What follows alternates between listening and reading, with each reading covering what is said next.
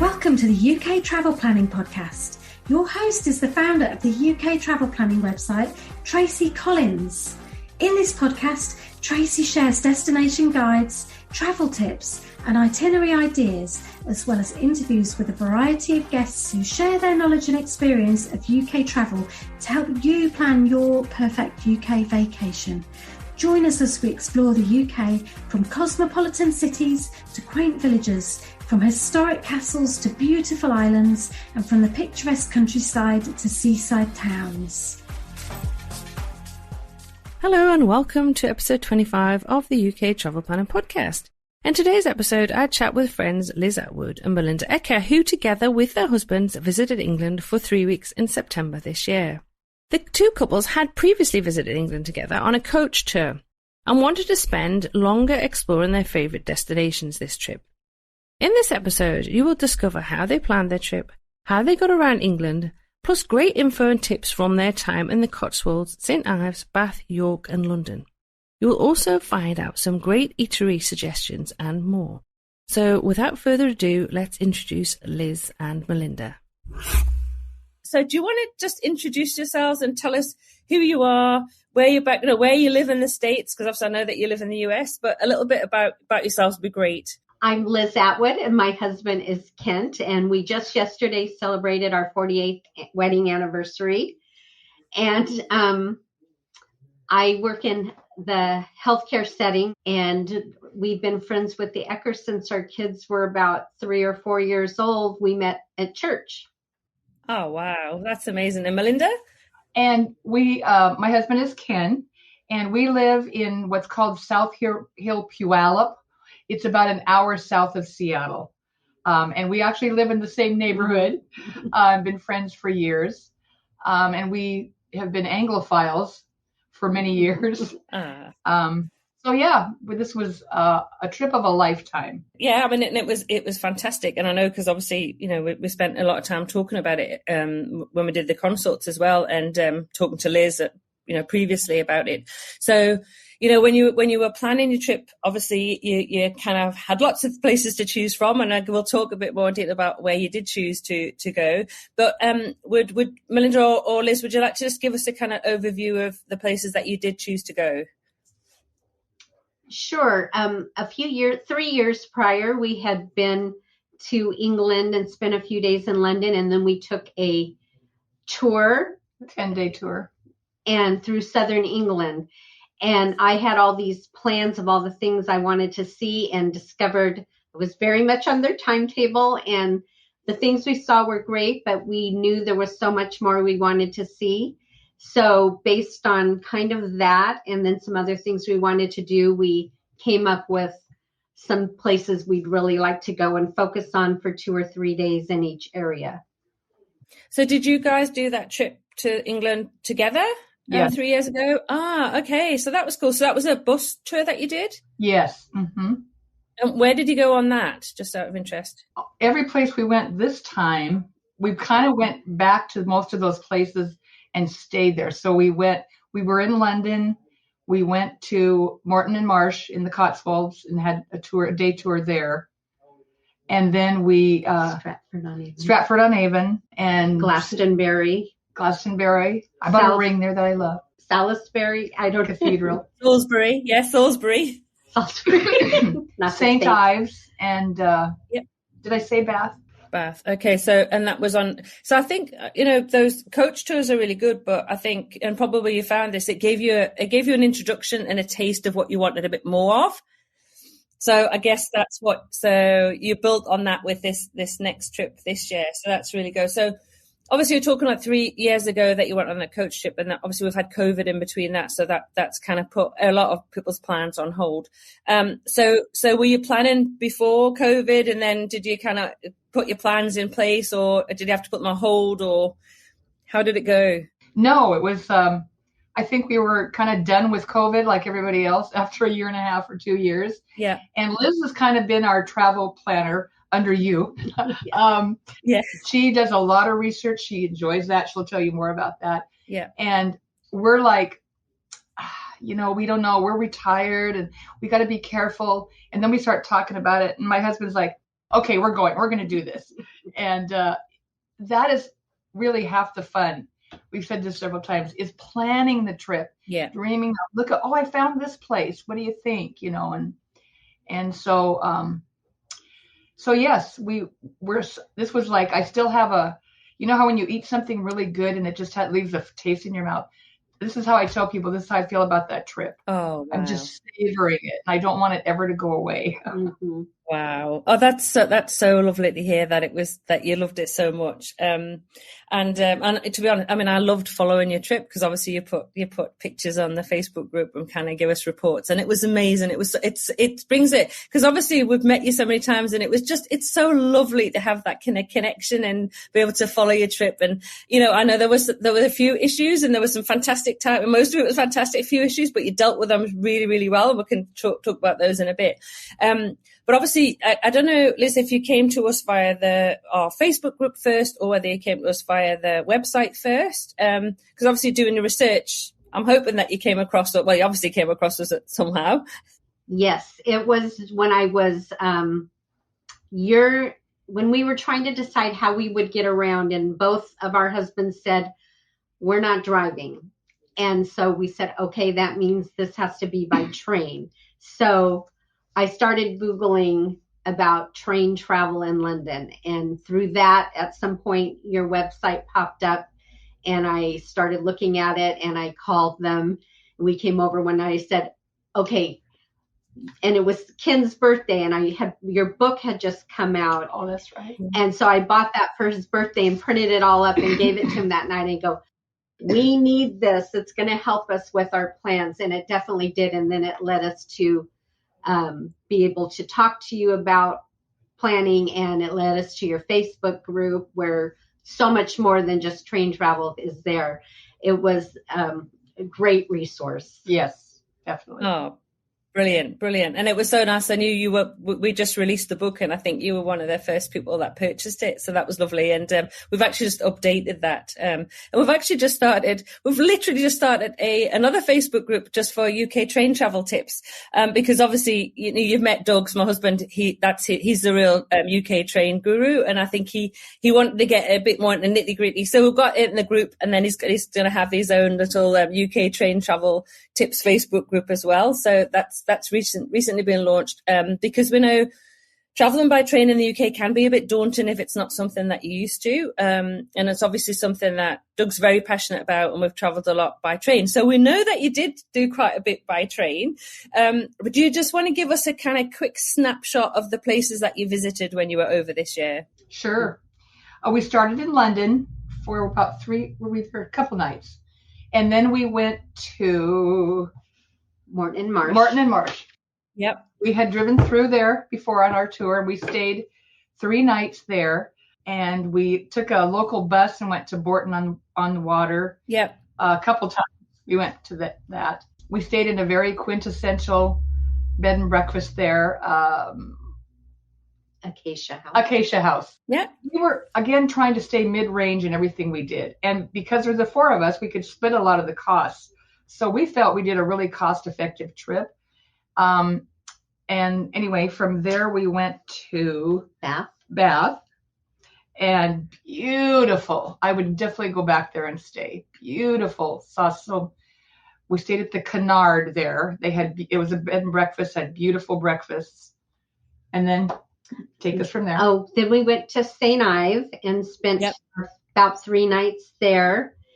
From there, we had our longest train trip, which is back up to York, and then finished off back our last several days in London. And I have to say, I got great tips from Doug. We bought the BritRail Pass, and we figured out how many times we think we need to use it to determine which one we got. And he told me, when you get to London, we stayed in the Paddington area, so we were close to that station. He said, go there and book your reservations. Your reservation. We have reservations, but book your seats, yeah. So we went there and got that done literally the first day we arrived in town, because I just wanted to make sure we had those seats. So that was great thing to do because some of those trains were very full. I heard an announcement one day asking people to please move your luggage from around you because we have people standing on the train. So it was nice to have our seat reserved. And it was good that you did it when you arrived as well, and you could leave it to that point. So because then you don't have to pay. If you go to a train station, you can take your bookings when you want to travel, and they can book that for you. So it doesn't cost you anything, which is another, because obviously you've paid quite a bit already for your BritRail Pass, and then to have to pay for reservations, it's also quite pricey. Did you have a first class BritRail Pass? Yes, we did. And we would highly recommend it. Mm-hmm. We were there in September. So it wasn't quite as touristy, but Tracy, almost every leg of our journey, we were like the only ones or just among a few people in first class. Yeah. And we didn't know the first time that they served food and beverages. Yeah. So we brought our own little sandwiches, and pretty soon they come along and I'm like, she got a sandwich, Liz. Yeah. That's pretty good. We also like to travel first class when we're back as well. It's always good fun. Yeah. And you're guaranteed that you're going to get a nice seat and quite often food and beverages are served as well. So yes, it's a lovely way to travel, and I'm glad that it worked out and that you did that. So were you impacted, or I'm going to throw this in there because this has been, obviously we're now in December when we're recording this, and there are still rail strikes, unfortunately, happening in the UK, that it still has not been resolved. I'm really hoping that it will be resolved at some point very soon, because it did have quite a significant impact on some people's train travel plans this year. So did that impact you guys? I have to say we were not really adversely impacted by that. Plus, it so happened when we were there, the Queen passed away. And they continued having the trains run to honor her and to allow people to travel and get to London and stuff. Yeah. So, but we were impacted on one of our legs. There was, for whatever reason, I think they announced finally they had it had to do with not enough workers. Yeah, lack of staff. In Marsh trying to get to Bath. Yeah. So that was the one issue we had. We had got there early and our first train canceled, then the second train canceled. When the third train canceled, we said we need to find another way. And that's when we contacted a local taxi service, Andy's. Yeah. He was fantastic, and he drove us to, at first he didn't think he could because he had another reservation later and he was afraid he wouldn't have time to get back. But then he just set up, when he found out nobody picked us up, he came and got us, and he was fantastic. Oh. Tracy, he was like a tour guide. Mm-hmm. And so, because it's almost a couple hours or so to Bath. And so he was telling us, this is a duchy, the king now owns all this, and telling us things. And he had a brand new hybrid cab that was very roomy and comfortable. And he was very proud of that, as he should be. We just determined as best we could before we went, we're just going to look at everything as an adventure, because we were reading these stories on Facebook, on your Facebook page, about people, oh, my luggage didn't get here and this, and that. And I'm like, we're just going to go with it. We're just going to roll. I think, guys, that is absolutely the best attitude that you have to have. You really need to, at the moment, going into travel, there are just things that happen, whether it's luggage or the trains, or not enough staff in airports, or not enough staff for railways, or railway strikes, or, lots of things that are going on. And I think absolutely going into it with that attitude is totally the best. You just have to go with the flexibility of knowing that things may go wrong, but you know what? We can adapt. Right. Yeah, my thing was, I'm in England. Who cares? I'm here. I might never get back here again. So, I'm just going to look around and enjoy the scenery. Mm-hmm. So obviously we talked about so mainly you got around by train and then in London, obviously tube, I guess. Tube walking. Cab. Occasionally. Yeah, my mum likes the cabs when we're in London. She's like, I don't want to go on the tube. I've got to go in the cab. Yes. We noticed we felt like we were often the old folks on the tube. And so we were like kind of proud of ourselves for doing it. Liz and my husband had working phones. So between them and getting on the city mapper and things like that. We still got confused a few times. Here's the thing. People were so helpful and just like, oh, just go that way. One guy said, follow me. And he took us. He took us to where we wanted to go. We thought, get out here. That's brilliant. That's brilliant. It's honestly, it sounds like you really just had, like, you met some amazing people and had, helpful people, and everyone without question was nice, without exception. Oh, that's lovely. It was helpful. Maybe because I'm old, so I don't know. I won't say this. No, you're not. No, you're not. We just had this discussion before we started recording. We're not. Sorry. Okay. I'm not old. No, exactly. So obviously we talked a little bit about the accommodation that you chose. So you went for mid-range. So did you go for the kind of guest house, bed and breakfast style of accommodation? So when we started in London, we went on the cheaper end and we stayed at a Premier Inn. I have to say it was fantastic. It had a great breakfast. It was a beautiful hotel and it was very cheap. Like £100 a night, including breakfast for both of us. And it was a very lovely place. Then we wanted to kind of, like she said, experience, some of the great buildings and stuff, which meant a lot of stairs. But we stayed in a bed and breakfast at the Acacia House in Morton Marsh. And then in Bath and in York, we stayed at more like a guest house type place. That were lovely, especially I have to say the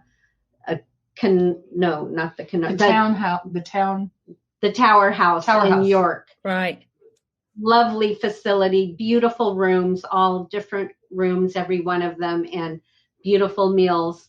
And then when we were in St. Ives and in London, we did Vrbo and Airbnb and stayed in a home.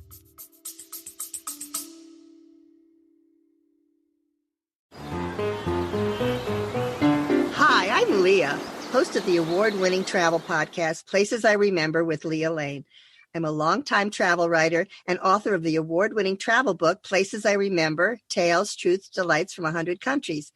On our Places I Remember podcast, we share travel conversations with passionate travelers, well-traveled celebrities, and travel experts. You'll enjoy travel info about fascinating destinations and memorable experiences around the world. And we hope to inspire you to make your own travel memories. Follow us wherever you get podcasts. That's Places I Remember with Leah Lane.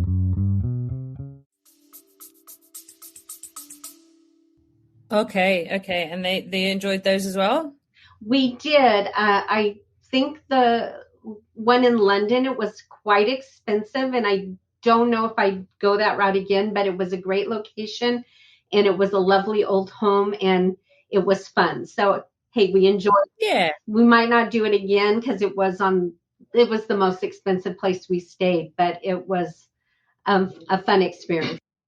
Well, that's good. London does tend to be a bit more on the pricey side, so I think that's always a bit where I kind of say budget a little bit more for your accommodation in London, because it's the capital. It's like every major city in the world, I guess. The capital city, it's going to be that more expensive.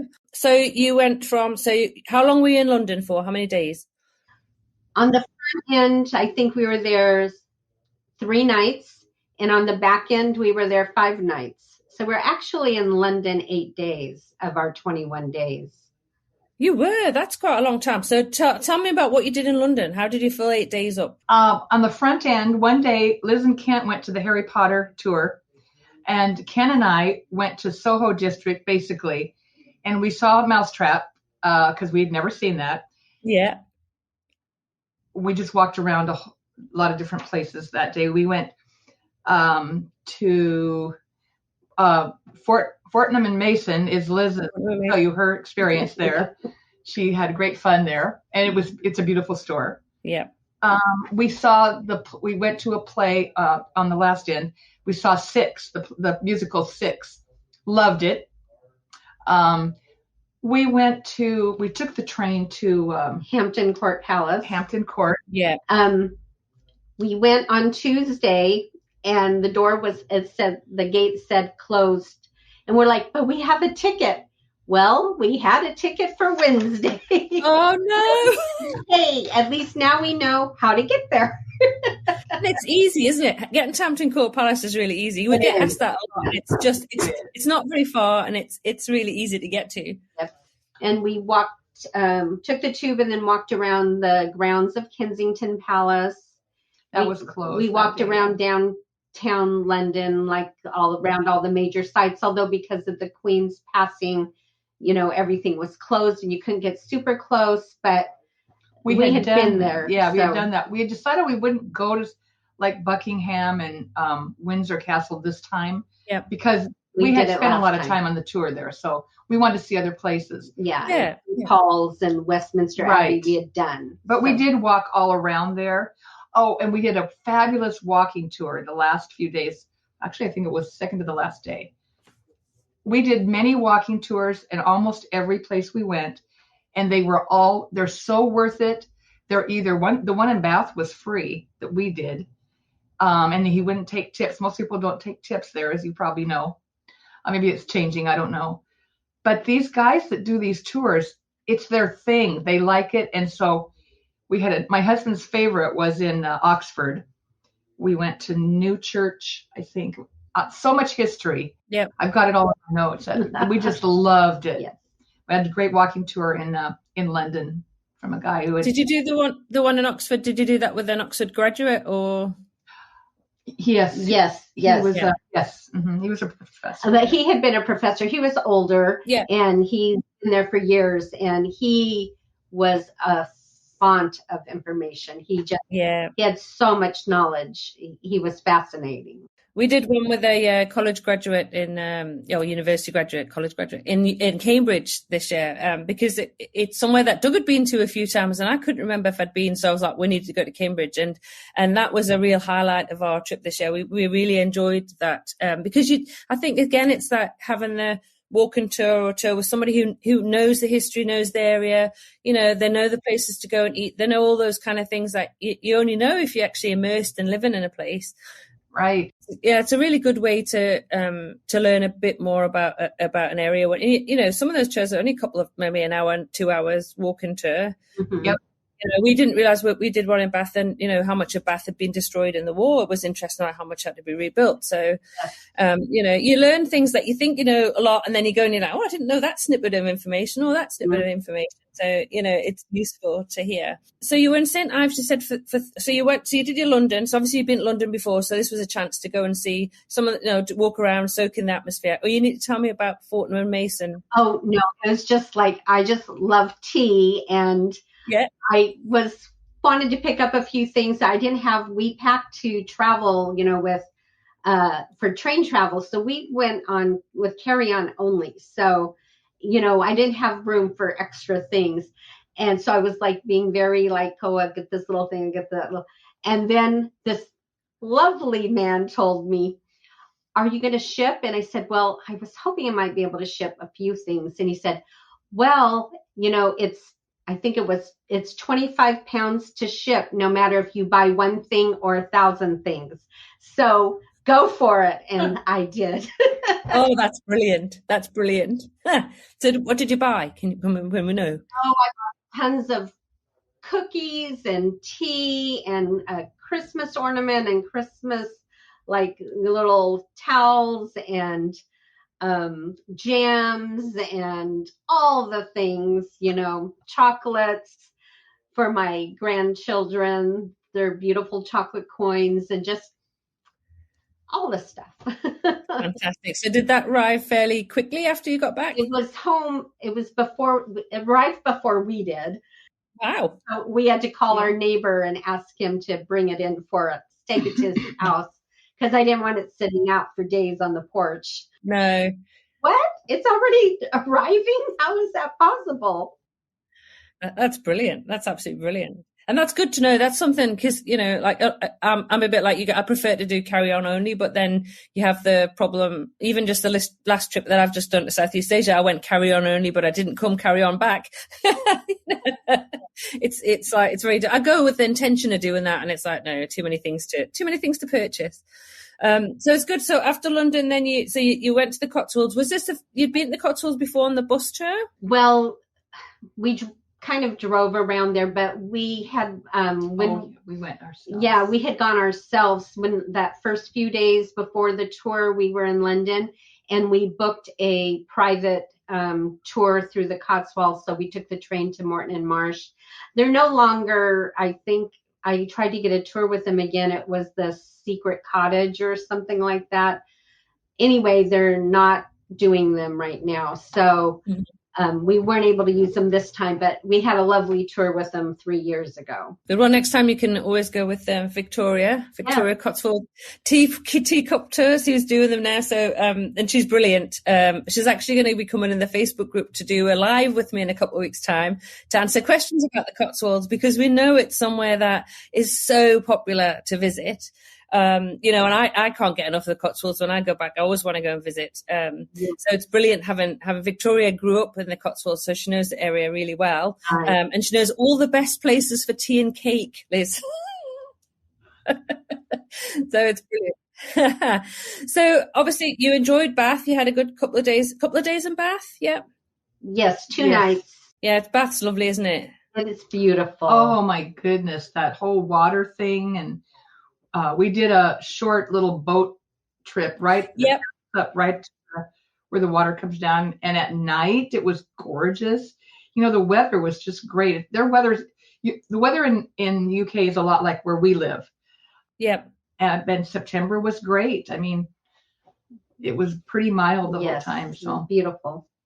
That's good. I mean, September can be pretty good and not too much. I mean, you know, the UK climate, I guess it's the same in Seattle. It's variable. You can't necessarily predict, but generally, September can be really nice time. And obviously the kids have gone back to school as well. So that makes it better because it's quieter. So it's actually a good time to travel.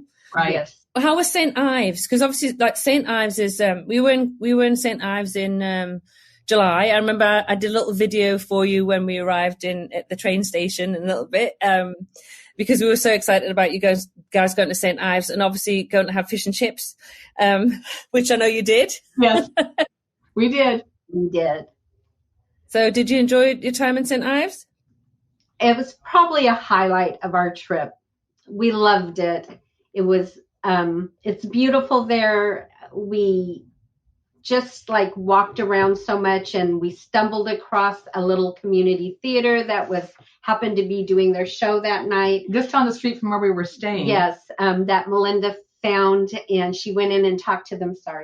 And it was Calendar Girls, the musical, and they did a phenomenal job. It was like amazing. A highlight. Yeah. Brilliant. And then we took a tour through the through Cornwall. Oh, yeah. And we went to St. Michael's Mount, and we went to Manac Theater and a lot of the area around there, the old abandoned coal mine. Tin mines? Yes.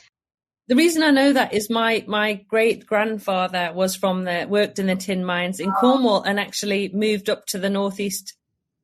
He met my great grandmother as he travelled up through the country in Derbyshire and settled up in the coal mines of Northumberland. Really?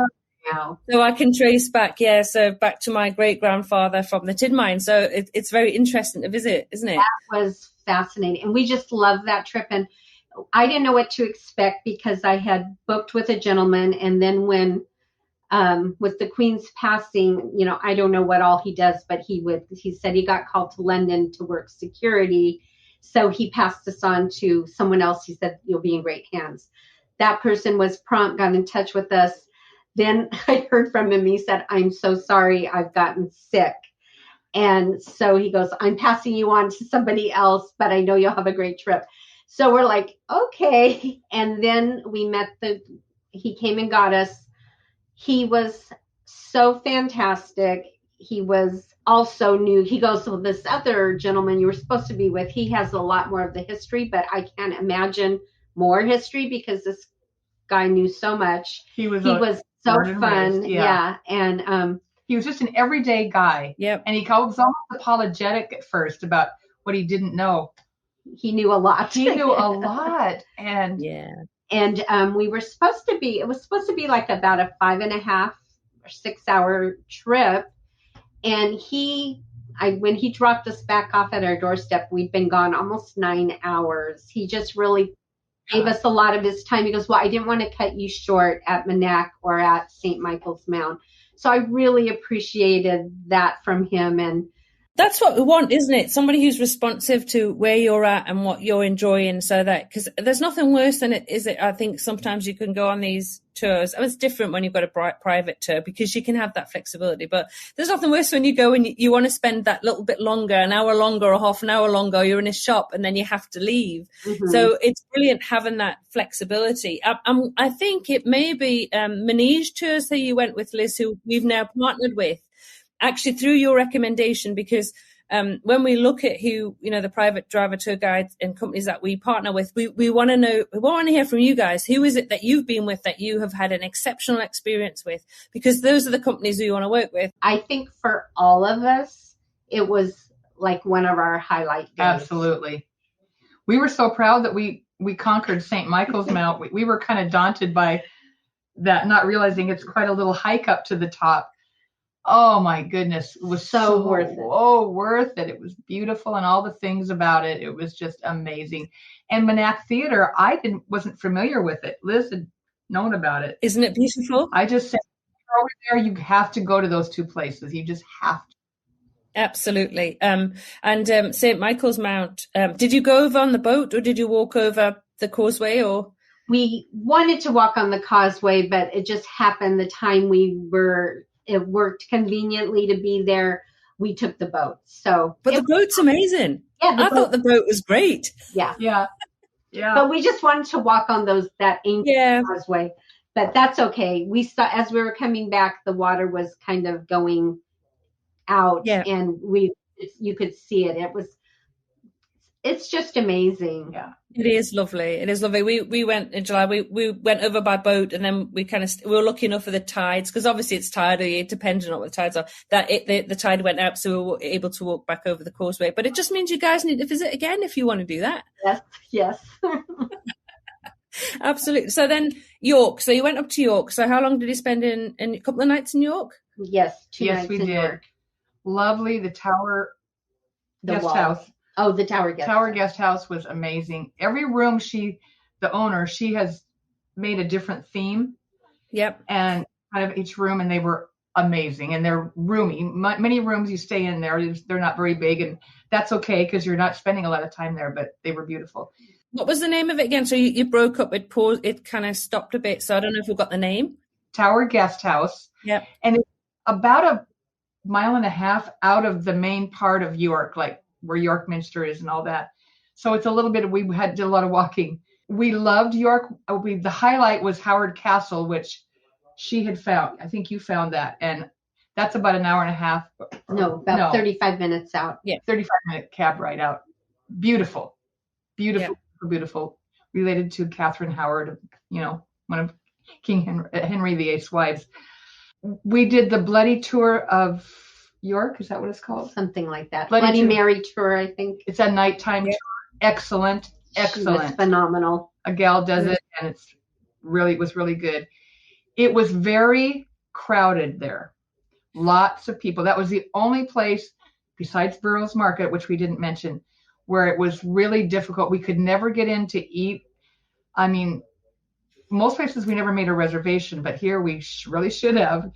York can be crazy busy throughout the summer because it's a really popular destination for Brits as well. Will go to York because it's just it is very, very popular. Yeah. And again, making making reservations at restaurants is, it's quite important. We were actually lucky because we did meet up with Mark and Kay, who we'd done an itinerary consult for. And they were like, come on, we're going to go out for dinner. And I was like, we haven't booked anywhere.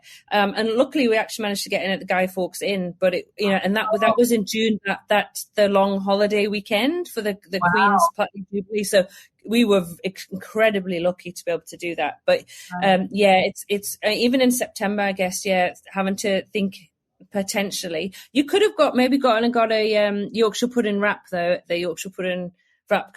We did do that. Did you enjoy that? Yes. Yes, it was good. It was kind of on the go kind of a thing, right? Mm-hmm. Yeah, we took it, but it was good. It was good. And I actually bought a coat there at Mark and Spencer's. That was the one thing. I didn't bring a warm enough coat, which I really only needed a couple of days. But mostly for that night tour. Yeah, I guess it was the night tour. So, yeah. Yeah. Well, lucky you've got Marks and Spencer's to go shopping in. I've been in that Marks and Spencer's a number of times. That Marks and Spencer's, if you go to the cafe in that Marks and Spencer's in York, you get a fantastic view of York Minster. Oh, well, we did go to York Minster. Yeah. We went to the church service? Yeah, because the Queen passed away, the churches that we had reservations with, those all canceled. Mm-hmm. But we went to services, and that was very enjoyable. Yeah, and it was very different.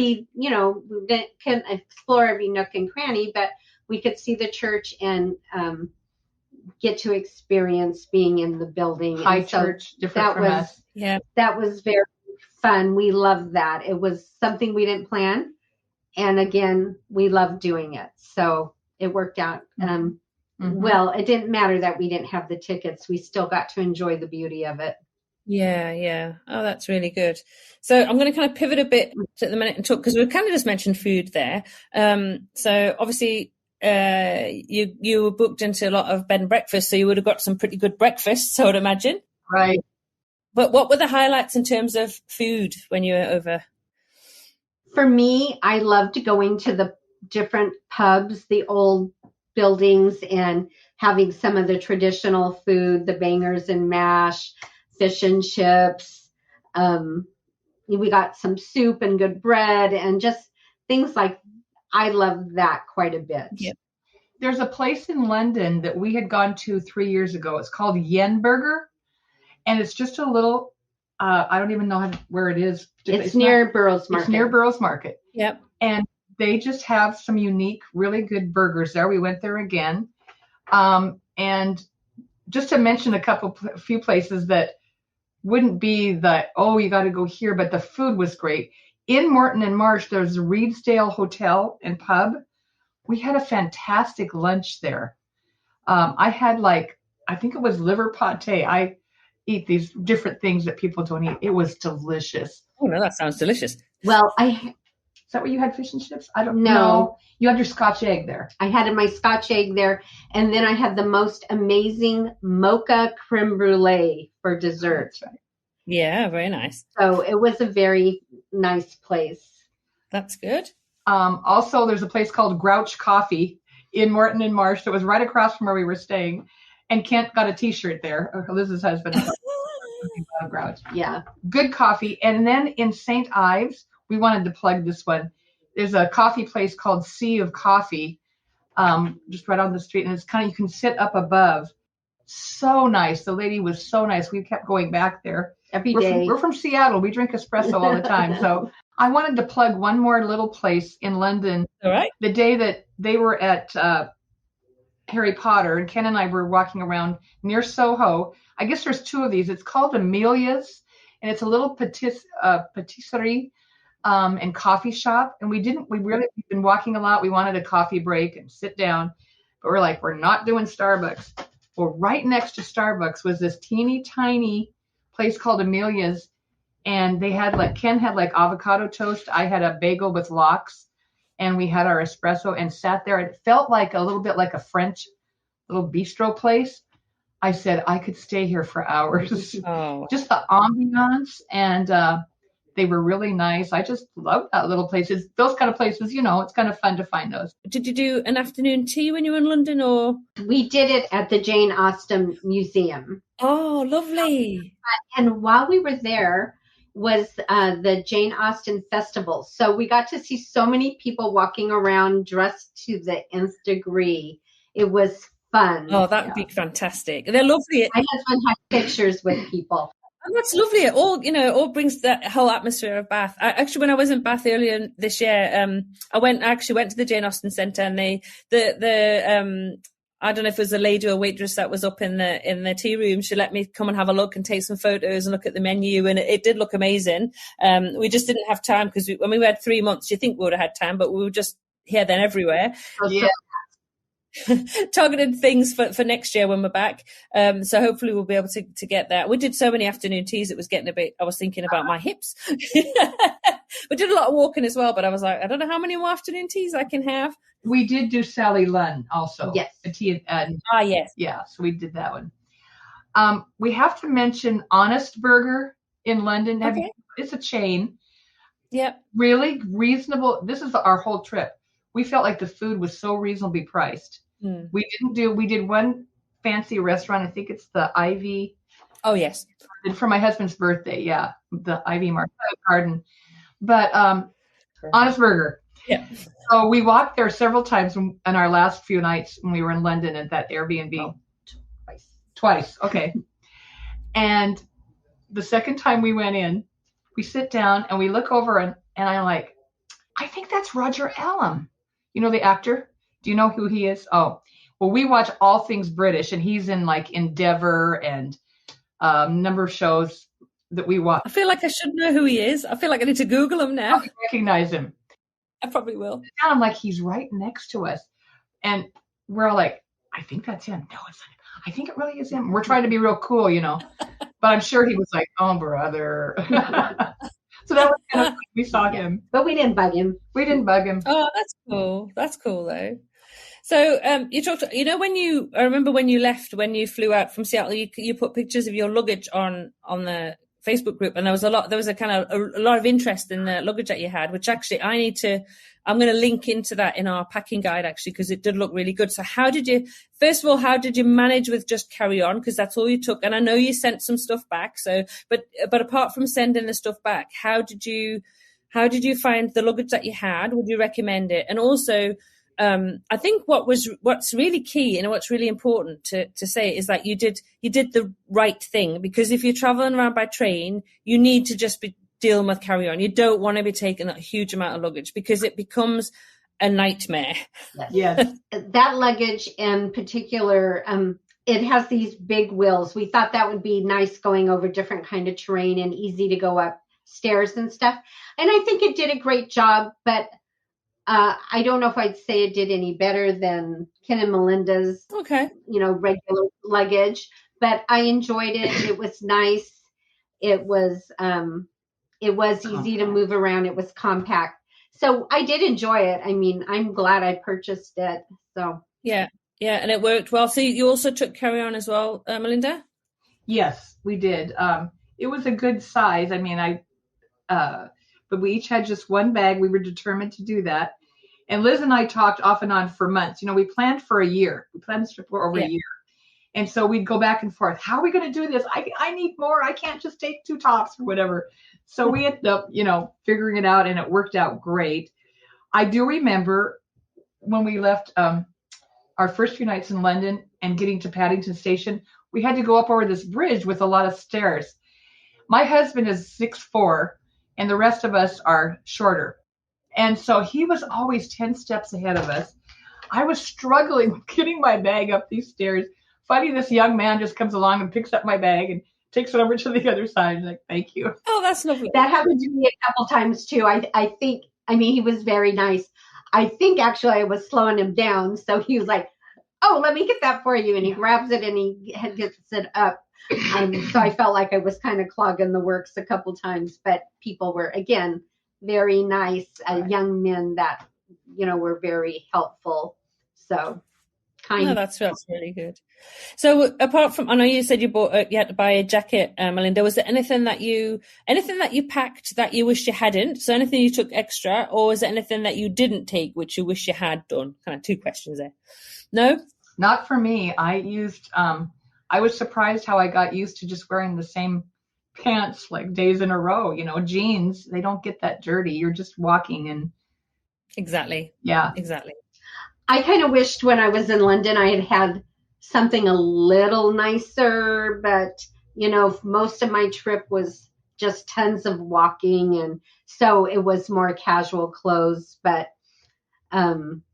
it's pretty casual in London, though. I mean, it's not like I just tend to wear leggings and just stuff that's comfortable. That's where we live too. We're very casual here. Yeah, and that's totally. So I love that. Yeah. The key thing is have a great pair of shoes that you have worn and broken in. And I mean, even if they cost you a little bit more than you would normally spend, it was so worth it. Because I had bought one pair of shoes I thought I might bring, and they didn't come before I left. I wore them one day and I'm like, these are horrible. And then I got another pair of Echoes that they were so comfortable, and that made all the difference for enjoying it. I don't think you can underestimate the importance of having comfy shoes. I've got my friends who just say I'm the comfy shoes queen, but you know something, there's nothing worse than you go on holiday and the first day you get blisters, and then you've got to walk the next day, and it's just awful. So I'll tell you a little story. I had, shall we say, the most wonderful pair of black ankle boots that were the most comfortable boots I've ever had. I always wear them in the UK. I've worn them. They're just brilliant. I left them at my mum's this year when I came back to Australia, and she's given them to a charity shop by accident. No! So I now have to buy another pair of boots, which obviously I can't get in Australia at the moment because it's summer, so there's no boots in store. Oh. And obviously you need to break them in. The thing is, another thing as well, you might get comfy shoes, but you need to wear them for a good amount of time before you go. Yes. And literally all I had when I was in the UK, so we were back for 12 weeks, I had my pair of boots, which I no longer have, and I had a pair of Birkenstocks, which is what I wear here in Australia, and that's what I wore, and that was perfect for me. Oh, yeah. And I think it is a huge, and I know people say, oh, I'm going to buy new shoes.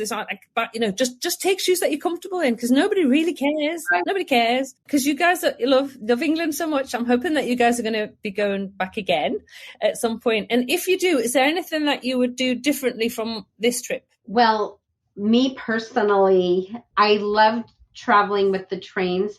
But if we did that, I think I'd probably maybe only want to go to one other place. I mean, we loved it, and it was exactly the trip we wanted. Yeah. But I think that in a future time, I would find more, discover one area a little bit more intensely, stay there longer, and not do as much, packing up and moving on.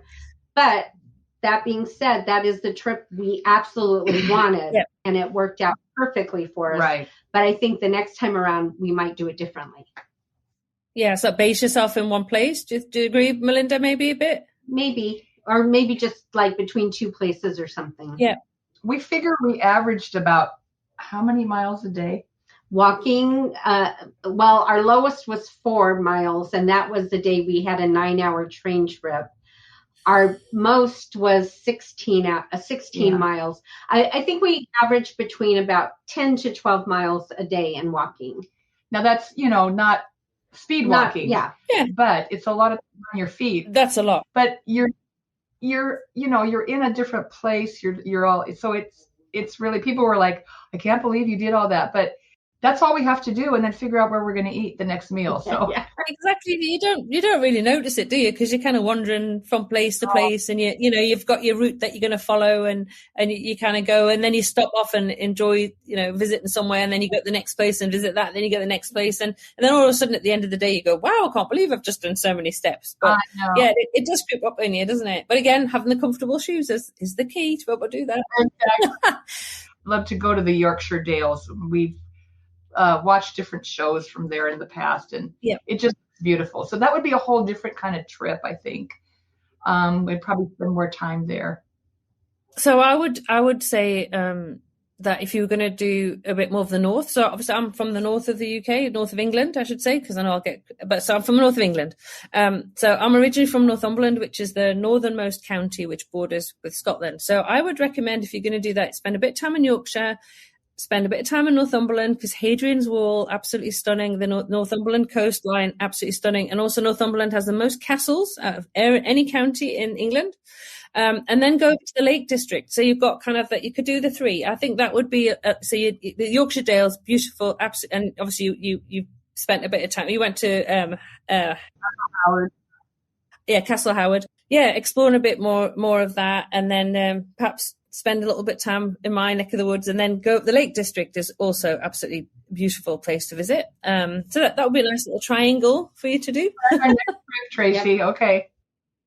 Yeah, that'd be great. Well, I never know. One of these days I might organise some tours around these places, so you could come along with us. That would be awesome. Do it. Okay, now sign us up. Sign us up. I will do. So I'm going to end, because we've been talking for an hour. Would you believe it? I always end the podcast by asking the same question, everybody, and it's basically, what is the one tip that you would give to anybody who's visiting England for the first time?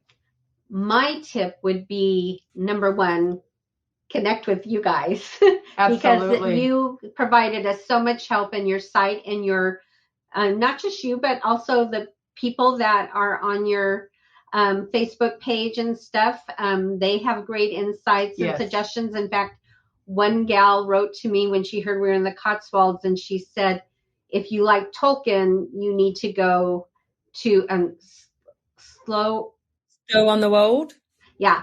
To that church and that door, I had absolutely no idea about in it. I love that place. That's awesome to me.